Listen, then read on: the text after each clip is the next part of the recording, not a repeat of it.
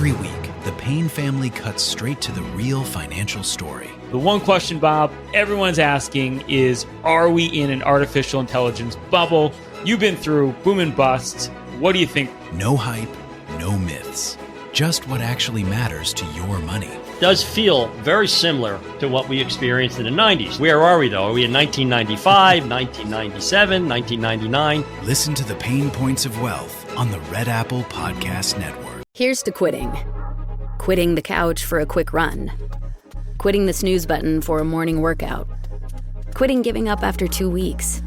You see, staying committed to your fitness goals isn't easy. But with Apple Watch, you don't have to do it alone. Because Apple Watch gives you real-time motivation, plus advanced metrics that track all your workouts, so you can stick to your New Year's fitness resolutions. And once and for all, quit quitting with Apple Watch. iPhone 11 or later required. Sunday morning, with us is Governor David Paterson. He's with us every Sunday, and he gives us an update. What does he think? Well, Governor, give us what's on your mind this Sunday morning.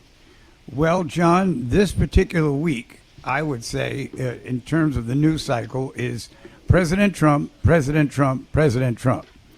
Now, the first issue is that President Trump is very concerned about the age at which people buy their first homes. The average used to be some years ago about 29 years of age. It's now 44 years of age.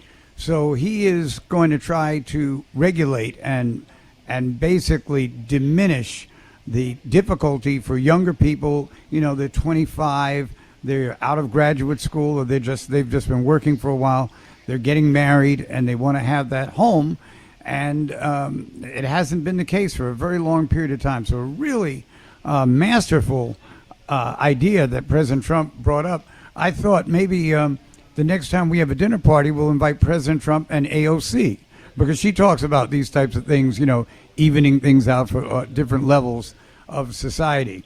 Then later in the week, the president gave an interview to the New York Times, and it was fascinating because in the interview, he said he really doesn't acknowledge laws and doesn't think he really needs to follow them. He really is not a fan of any kind of regulation.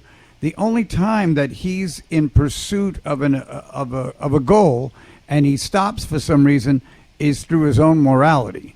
Now, I'll say this. I wish a whole lot of people would be able to, prevent themselves from being unable to know that there's that their pursuit is not working in the right direction. So that was a particularly interesting article to read. And all the while, he is very, very much defending the ICE agents. And, of course, there were 2 different attacks during the week, one on the woman in Minnesota, and the other one was in Oregon, right? Yes. Yes. So, he's very much on top of that. So it's been a very busy week. Anybody who was exhausted from the new year would not be able to keep up with all the activities that he's involved in. What do you think about some of these measures that he's taking? He's brought down gasoline prices all the way down to some states. I heard it was $1.99. Some states are $2.50 to where they were when he was president. And energy prices being down is very helpful to all Americans. And what he's trying to do is bring down interest rates. But Chairman Powell has been fighting him on it. And he comes up with all kinds of excuses. And I hope now that when he gets to pick a new chairman, that interest rates will come down, and that way 29-year-olds should afford houses again. Yeah, that would be interesting. You know, when I thought about it, my parents, when they bought their first house in 1958, my father was 32 and my mother was 29. So that was about where it was in those days.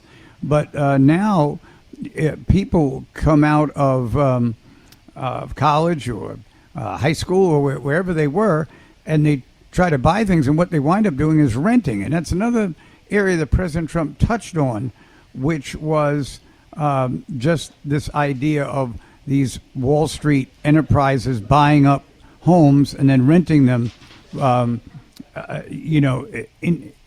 ad infinitum to a public that really can't do anything except buy the homes. They can't go and buy expensive homes, and at the same time, they may not want to live in some of the neighborhoods where the homes wouldn't be as nice, and he has addressed that as well. So, I am often a critic of the president, but I'd say this was a pretty successful week for him.